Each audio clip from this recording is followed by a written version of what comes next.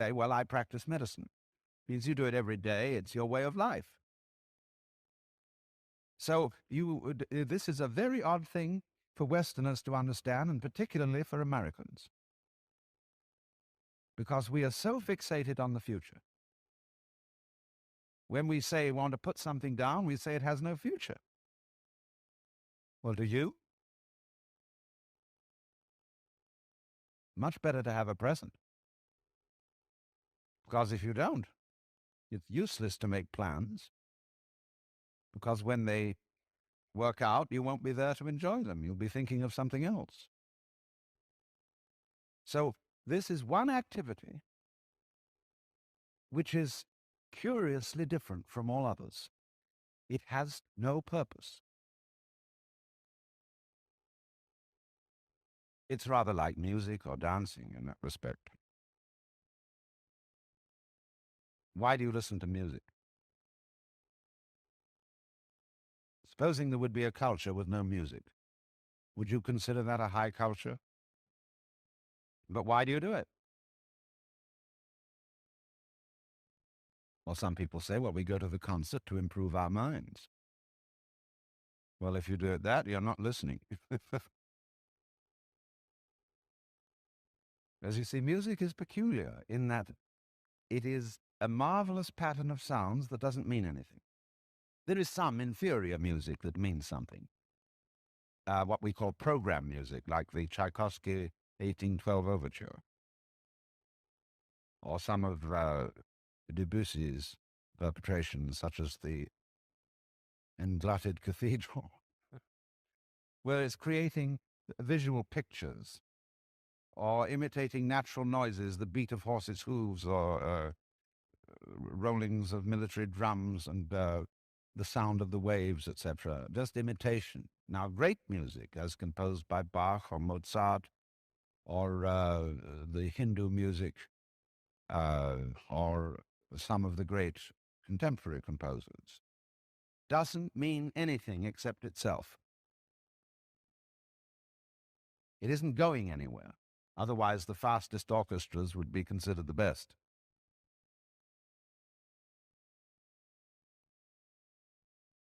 So we, in music, become centered. We come into the present. Not a hairline present, mind you. It's an expanded present, because if you had a hairline present, you wouldn't be able to hear one note after another. You wouldn't know what note you'd heard before. So you couldn't hear melody.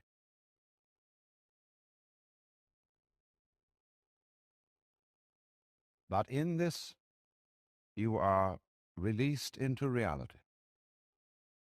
That's why it is said that the angels in heaven have harps, and why they circle the throne of God and sing Alleluia, Alleluia, Alleluia, which, although it does mean hail to the Lord, doesn't really mean anything.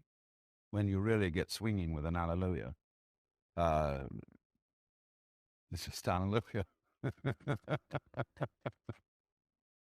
uh, you don't think of the meaning of it, you see, because you can't think of the meaning of God. What does God mean? What is God useful for? And so in the same way, you can ask, what does a tree mean? What does a cloud mean? What does a fern mean? What's it all about? Well, we've got on all kinds of weird theories that ferns exist in a certain way in order to propagate themselves. Like birds do all this thing in order to lay eggs so more birds come out. And the whole point of that is that there shall be more birds still.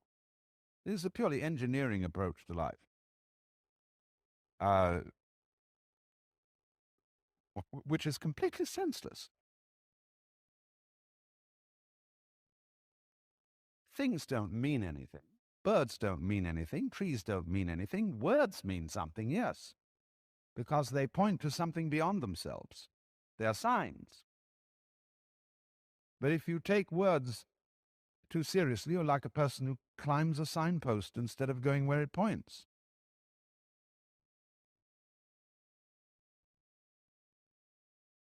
And so if you suddenly say, but my life has no meaning, You're identifying yourself with a word. And that's what we do. If I would identify myself with Alan Watts, that would be identifying myself with a concept, with words. A rather complicated mess of words, to be sure. But still, I would have made that mistake.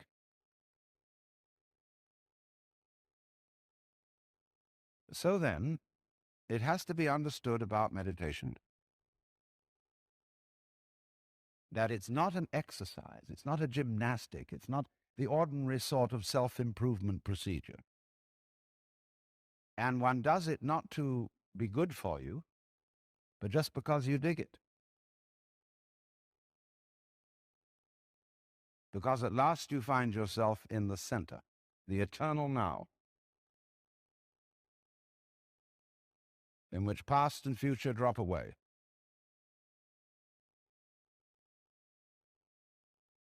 In which divisions created by words drop away. Can you point to the division between my 5 fingers? Can you, in other words, touch the difference between them?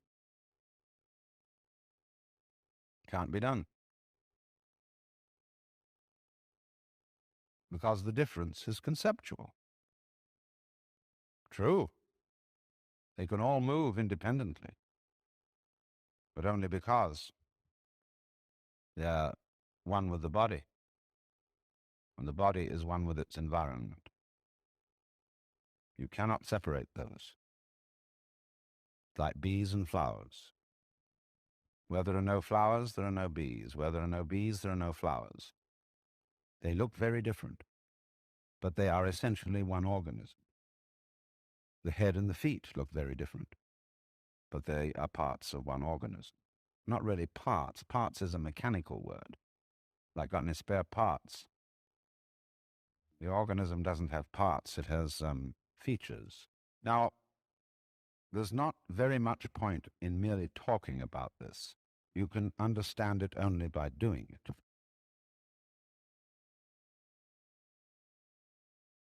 Time is a very difficult thing to pin down. There's a famous saying of St. Augustine of Hippo that when he was asked, "What is time?" he said, "I know what it is, but when you ask me, I don't." And yet it seems absolutely fundamental to our life. Time is money, we say. I don't have enough time. Time flies. Time drags. And I think we should go into the question of what this is, because in our ordinary common sense, we think of time as a one-way motion from the past through the present and on into the future. And that carries along with it another impression, which is to say that life moves from the past to the future in such a way that what happens now and what will happen is always the result of what has happened in the past. In other words, we seem to be driven along. You know, once upon a time it was fashionable in psychology for people to speak of man's and animals' instincts. That we have, for example, an instinct for survival, an instinct to make love, and so on. But nowadays that word has become unfashionable, and psychologists tend instead to use the word drives, and to speak of the need for food as a drive, the need for survival or for sex as drives. And that's a very significant word, because it's brought out, isn't it, by people who feel driven. I must say personally, if I feel hungry, I don't feel driven. Also, if I feel lusty, I don't feel driven, because I don't say, "Oh, excuse me, but I have to eat," or "Excuse me, but I need to fulfill my sexual urges, my biological impulses." I say, "Hooray, I identify myself with my drives. They're me." And I don't take a passive attitude towards them and apologize for them.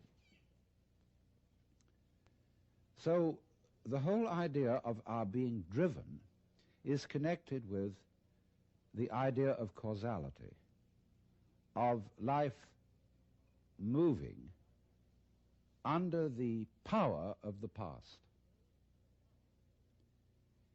And that is so ingrained in our common sense that it's very difficult to get rid of it, because I want to turn the thing round completely the other way and say that the past is the result of the present. Let us suppose, just for the sake of example, that this universe started with a big bang, as some cosmologists believe. Now, when that bang happened, it was the present, wasn't it? And so the universe began in what we will call a now moment. Then it goes on doing its stuff. And always, when any event that we now call past came into being, it came into being in the present and out of the present. That's one way of seeing it. But before we get further involved in this, I want to draw your attention to a fallacy in the very common sense idea of causality. That events are caused by previous events, from which they flow or result necessarily. To understand the fallacy of that idea, we have to begin by asking, what do you mean by an event? Let's take the event of a human being coming into the world. Now, when does that event begin? Does it occur at the moment of parturition, when the baby actually comes out of its mother? Or does the baby begin at the moment of conception? Or does the baby begin when it was an evil gleam in its father's eye? Or does a baby begin when the spermatozoa are generated in the father, or the ovum in the mother? Or could you say a baby begins when its father is born, or when its mother is born? All these things can be thought of as beginnings. But we decide, for purposes of legal registration, that a life begins at the moment of parturition, and that is a purely arbitrary decision. And it has validity only because we all agree about it. Let me show you the same phenomenon in the dimension of space instead of the dimension of time. Let's ask, how big is the sun? Are we going to define the sun as limited by the extent of its fire? That's one possible definition. But we could equally well define the sphere of the sun by the extent of its heat. We could also define the sphere of the sun by the extent of its light. And each of these would be reasonable choices, except that it's rather difficult to keep track of the extent of its light, because we're inside it. And therefore we have arbitrarily agreed to define the sun by the limit of its visible fire. But you will see in all these, by these analogies, that how big a thing is, or how long an event is simply a matter of definition. Now, therefore, when by simple definition, for purposes of discussion, we have divided events into certain periods, we'll say the First World War began in 1914 and it ended in 1918. Now, actually, all those things which led up to the First World War started long before 1914, and the repercussions of that war have continued long beyond 1918. How are we to distinguish an event from its repercussions? So you will see that because we have divided events from one another in this arbitrary way, we do that, and then we sort of forget we did it. And then we have a puzzle. How do events lead to each other? Because you see, in reality, there are no separate events. Life moves along like water. And it's all connected, as the source of a river is connected to the mouth and to the ocean. And all the events or things going on are like whirlpools in the stream. Because you go there today and you see a whirlpool. You go there tomorrow and you see a whirlpool. But it isn't the same whirlpool because all the water is changing every second. What is happening is not really what we should call a whirlpool, but rather a whirlpooling. It is an activity, not a thing. And indeed, every so-called thing can be called an event. We call, say, a house, housing. We call a mat, matting. And we could equally call a cat, a catting. So we could say the catting sat on the matting. And we would thereby have a world in which there were no things but only events. To give another illustration, a flame is something we say, there is a flame on the candle. But it would be more correct to say, there is a flaming on the candle, because the flame is a stream of hot gas. Let's take another amusing example. We say fist, and fist is a noun. And fist looks like a thing, but suddenly what happens to the fist when I open my hand? See, I was fisting. Now I'm handing it to you. So every kind of so-called thing can be spoken of as an event, and because events flow into each other, the fisting flows into the handing, we cannot say exactly where one ends and the other begins. So therefore, if we remember that, we shall see that we do not need the idea of causality to explain how a prior event influences a following event, because it's like this. Supposing I'm looking through a narrow slit in a fence, and a snake goes by. I've never seen a snake before, and this is mysterious.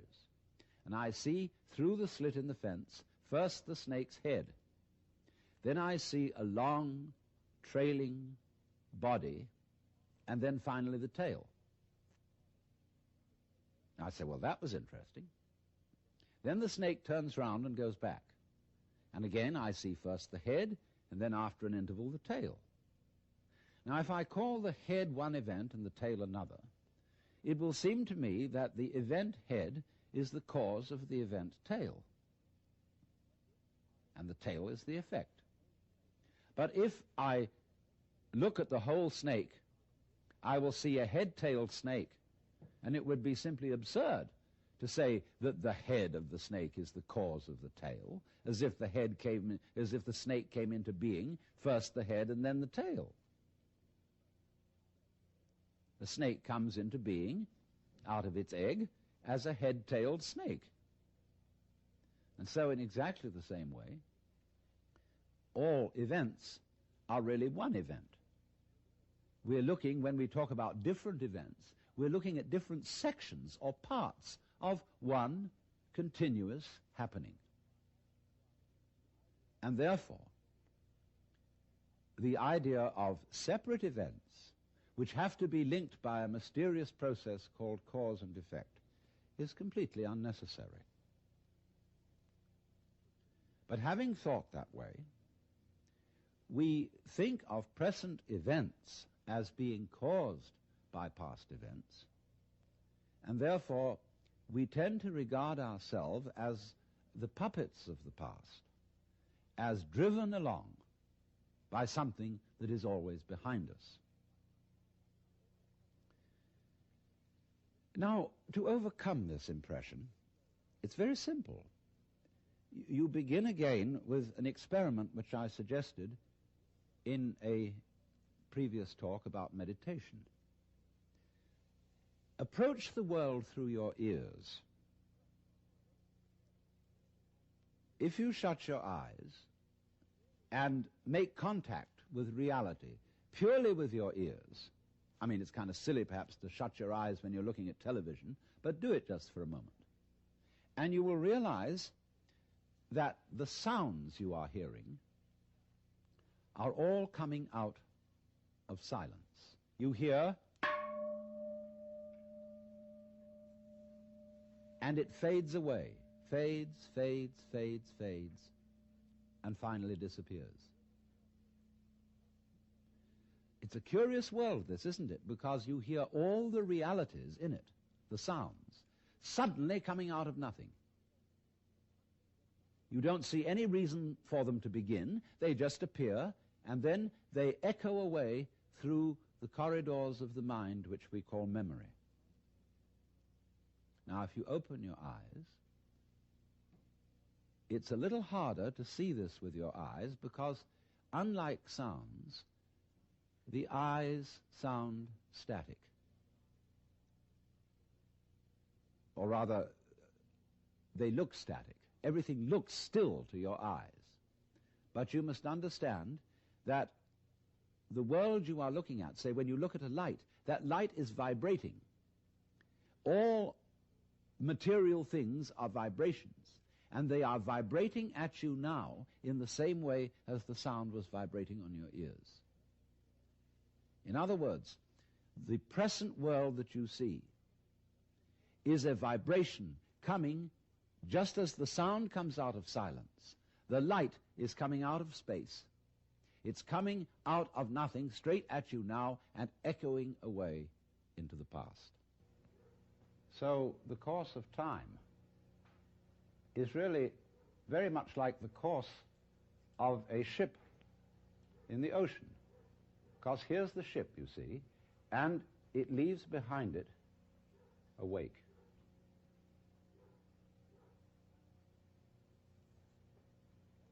And the wake fades out, and that tells us where the ship has been, in just the same way as the past and our memory of the past tells us what we have done. But as we go back into the past, and we go back and back to prehistory, and we use all kinds of instruments and scientific methods for detecting what happened, we eventually reach a point where all record of the past fades away in just the same way as the wake of the ship. Now, the important thing to remember in this illustration is that the wake doesn't drive the ship any more than the tail wags the dog.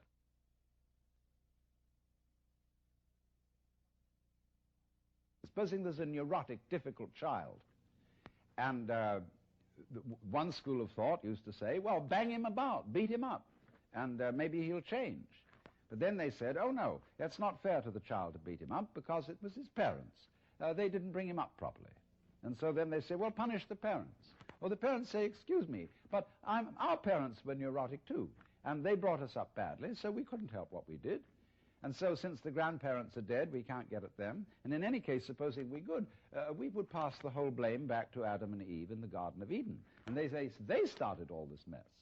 But then Eve would say, no, the serpent tempted me and I did eat, and it was the serpent's fault. Well, you know, when God, in the story of Genesis, asked Eve, didst thou eat the fruit of the tree whereof I told thee thou shouldst not eat? She said, oh, but the serpent tempted me, and I did eat. And God looked at the serpent, and the serpent didn't make any excuse. He probably winked. Because the serpent, being an angel, was wise enough to know where the present begins. So you see, if you insist on being moved, being determined by the past, that's your game. But the fact of the matter is, it all starts right now. But we like to establish a connectivity with the past because that gives other people the impression that we're sane.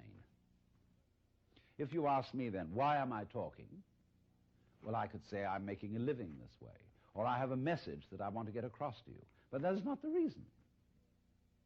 I'm talking for the same reason that birds sing, and for the same reason that the stars shine, I dig it. Why do you dig it? Well, I could go on answering all sorts of questions about human motivation and psychology, but they wouldn't explain a thing, because explaining things by the past is really a refusal to explain them at all. All you're doing is postponing the explanation. You're putting it back and back and back and back, and that explains nothing. What does explain things is the present. Why do you do it now? Now, this is a slight cheat, because that doesn't explain it either. Because what happens now, just as the sound comes out of silence, all this comes out of nowhere. This is in connection with what I explained to you in another talk about the power of nothingness. All life suddenly emerges out of space, bang, right now. And to ask again, why does it happen, is an unprofitable question, because the interesting thing is not why, but what. What happens? Not why does it happen. I can say, well, I am doing this now because I did that then, and so I am producing for you a continuous line of thought. But actually I'm doing it backwards. I'm doing it always from now and connecting up what I do now with what I did so that you can see a consistent story. If I define myself as the whole field of events, we'll say the organism-environment field, which is the real me, then all the things that happen to me may be called my doing, and that is the real sense of karma. But when we speak about freedom from karma, freedom from being the puppet of the past, that simply involves a change in your thinking. It involves, in other words, you're getting rid of the habit of thought whereby you define yourself as the result of what has gone before, and instead get into the more plausible and more reasonable habit of thought, in terms of which you don't define yourself in terms of what you've done before, but in terms of what you're doing now. And that is liberation from the ridiculous situation of being